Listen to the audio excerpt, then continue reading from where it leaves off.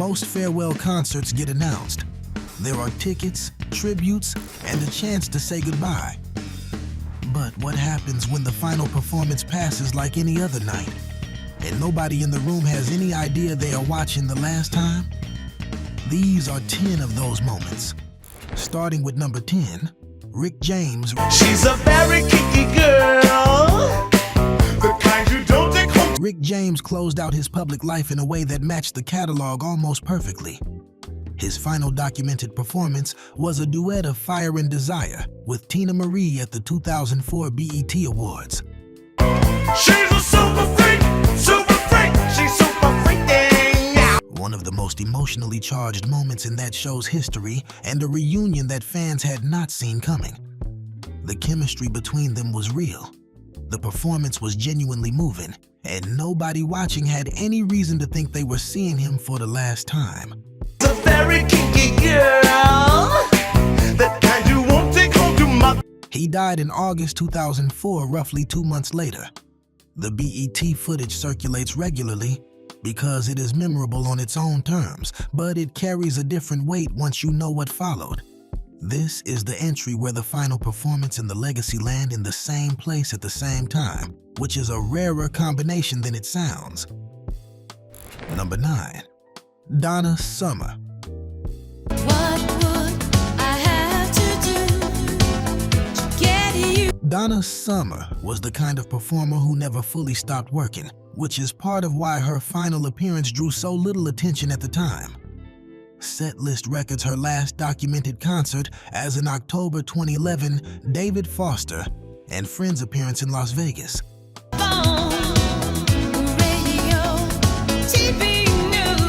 A high-profile charity event surrounded by other major names.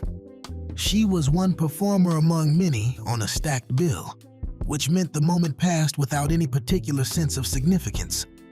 She died in May 2012 from lung cancer. The diagnosis had not been made public.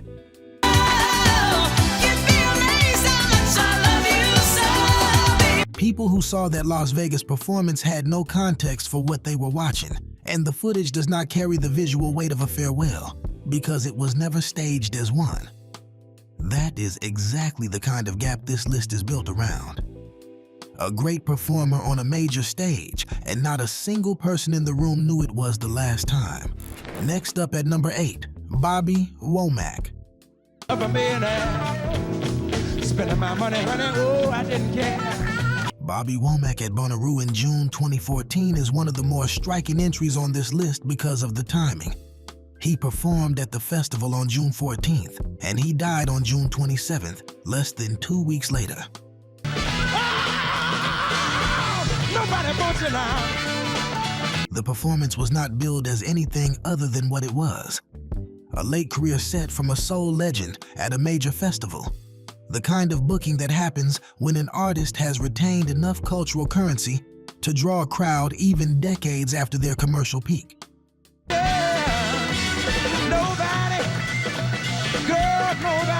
The footage from that show matters because it exists in that specific category of final performances where the artist was clearly not well, but was still out there doing the work.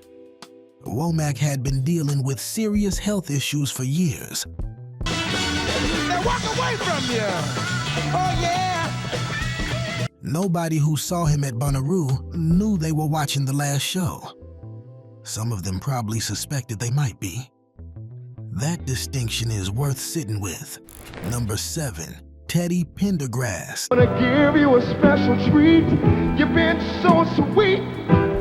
Teddy Pendergrass performing at all after the 1982 car accident that left him a quadriplegic was already something. The fact that he came back, recorded, and eventually performed again was a story about resilience that many fans followed closely. In this whole wide world that I ever need. His final documented public performance is identified by his official channels as a 2008 PBS special filmed at Atlantic City's Borgata, a show built around his legacy and the music he had made across multiple decades. Anything that you want, I don't care. He died in January 2010. The PBS special was not framed as a farewell and was not received as one. For fans who had watched his career from the raw early years through the long recovery, the appearance was simply another chapter. See, I'm your man, and don't you believe that I understand? That may be the most honest framing available for this entry. A man who had already beaten significant odds, performing one last time in front of an audience that had no reason to count it as final. At number 6, Natalie Cole. You like crazy. I miss you like crazy. Natalie Cole's final recorded performance is widely cited as her August 2015 appearance in Manila as part of David Foster's Asia tour. The footage exists, the date is documented, and the context is clear enough to work with. Miss you like crazy. Ever since. She was on a working tour. She was not announcing anything. The Manila show was simply the last stop on a run of dates before her health declined to the point where performing was no longer possible. She died in December 2015. The gap between that final Manila appearance and her death was roughly 4 months, long enough that the performance did not read as a last goodbye even in retrospect.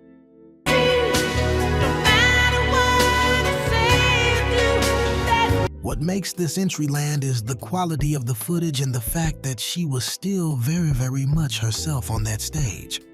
Controlled, present, and delivering the music with the kind of authority that made her one of the most distinctive voices of her generation. No one watching knew they were watching the end. Number 5, Luther Vandross. Can't fool myself, I don't want nobody else to ever love me. You are Luther Vandross, at Radio City Music Hall in February 2003, is one of the cleanest receipts on this entire list.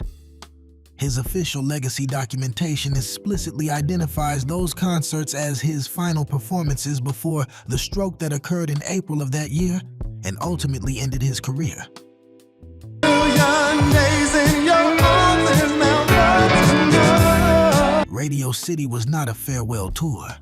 It was a work and engagement from an artist at the top of his live reputation, filling one of the most prestigious venues in the country without any sense that anything unusual was about to happen. The stroke left him severely impaired. He performed once more in a limited capacity at the 2004 Grammy Awards to accept a record he had recorded before his collapse. They looked at your picture just to get me started. I called you up. But the Radio City shows represent the last time he performed on his own terms in full health, in front of an audience that had paid to see exactly that. He died in July 2005.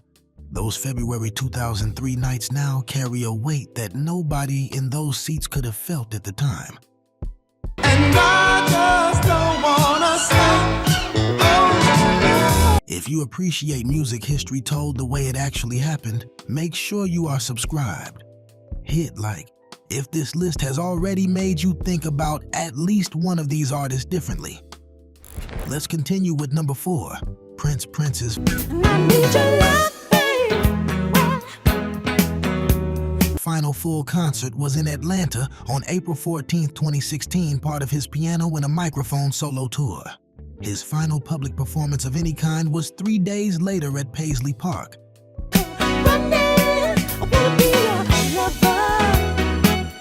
An intimate piano set documented by Prince Vault that only a small number of people were present for. Neither of those moments was announced as a last show. The tour was ongoing. There were future dates on the calendar. The Atlanta concert and the Paisley Park set both happened with no indication that anything was different. I'm so shy, yeah. But with you, He was found dead at Paisley Park on April 21st. The week between that final performance and his death is now one of the most heavily documented and analyzed periods in recent pop history. What the Atlanta footage shows is a performer who was still fully in command of his instrument and his audience. turn you out all night long and make you shout. Which makes it one of the harder entries on this list to sit with. Nothing about that night signaled an ending. That is the whole point. And now, we are entering the top 3. Aaliyah. Tell all the boys I'll keep it low.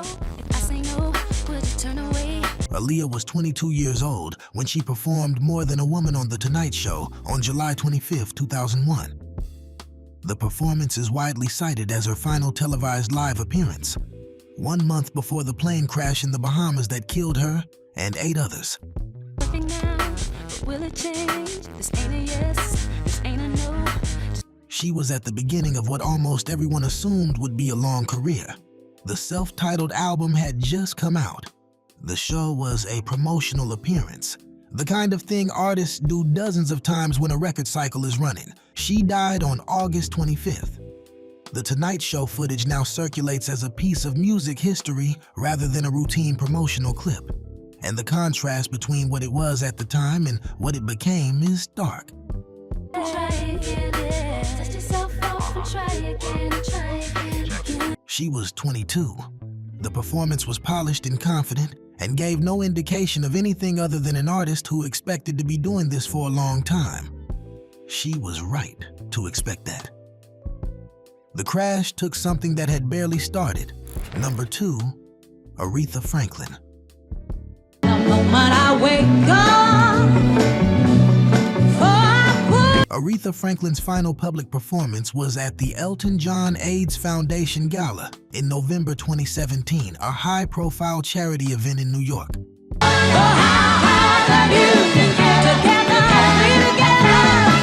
It was not a farewell. It was not framed as anything other than what it appeared to be, one of the most significant voices in American music history, performing at an event that warranted her presence. She was ill by that point, though the full extent of her condition had not been disclosed publicly. She died in August 2018 from pancreatic cancer.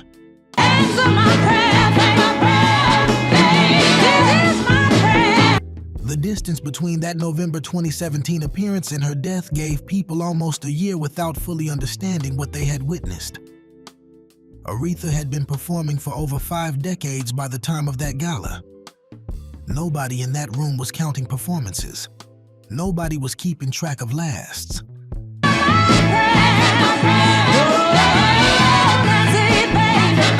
They were watching Aretha Franklin do what Aretha Franklin did, with no reason to think the calendar had run out.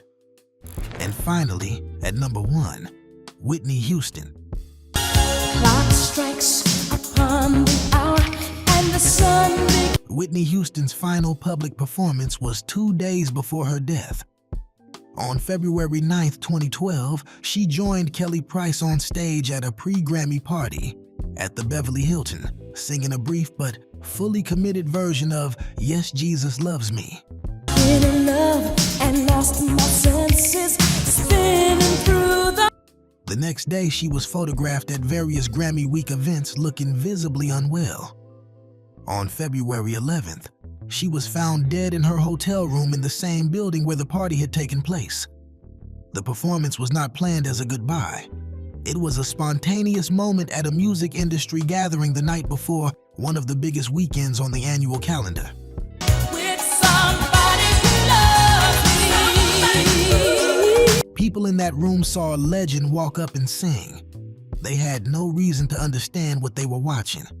The footage is difficult to watch now because the gap between the performance and what followed it is 2 days. That is the number that sits with you. 2 days. One more moment on a stage and then nothing after that. None of these moments were marked as endings when they happened. The stages cleared, the crowds left, and everyone assumed there would be more shows. That assumption is part of what makes music so disorienting to love. You never know which night is the last one. You only find out after. Up next, 10 R&B bands that put out one perfect album,